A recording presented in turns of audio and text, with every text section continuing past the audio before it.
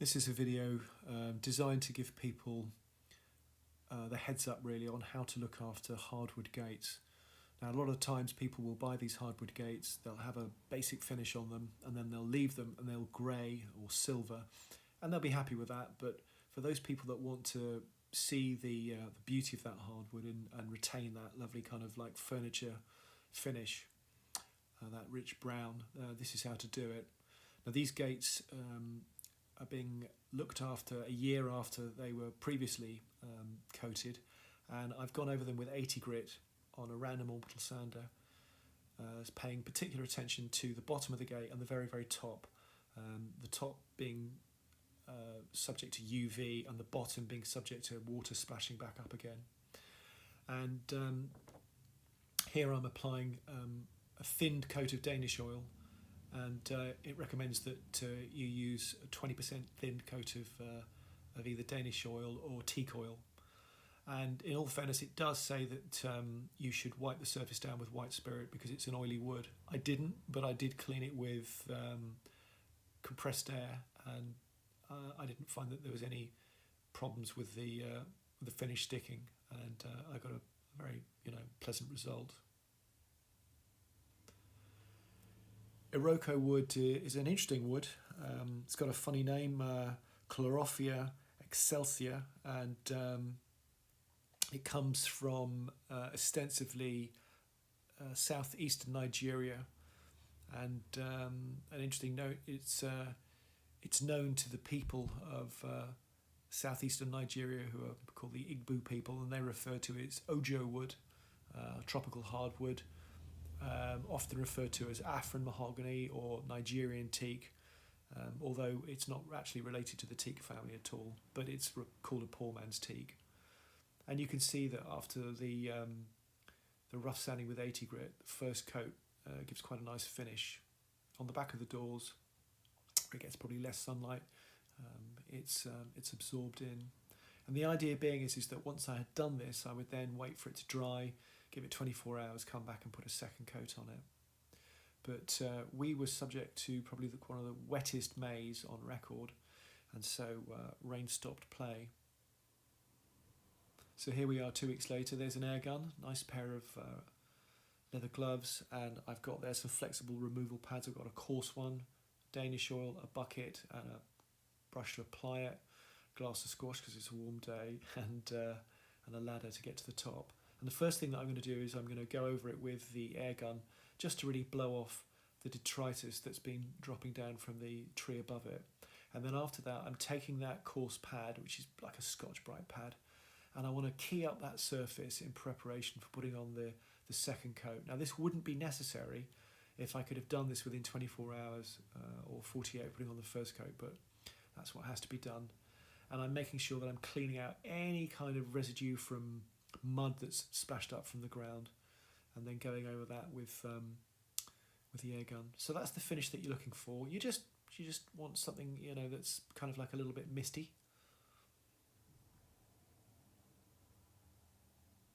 Just key it up slightly.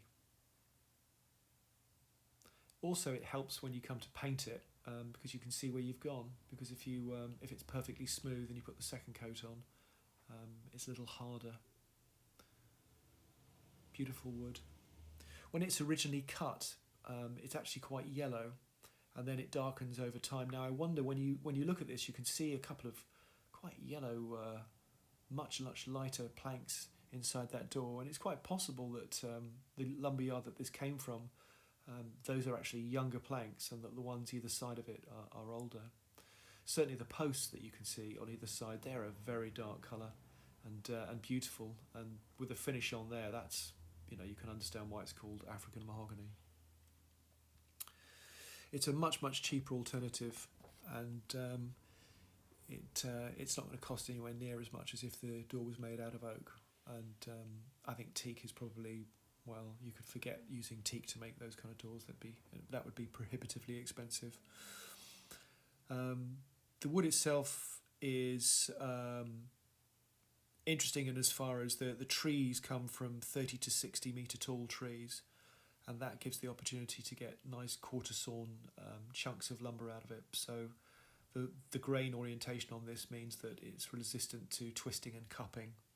And the wood itself, because of its hardness, it's naturally insect and water resistant. So it's completely suited to the outside world.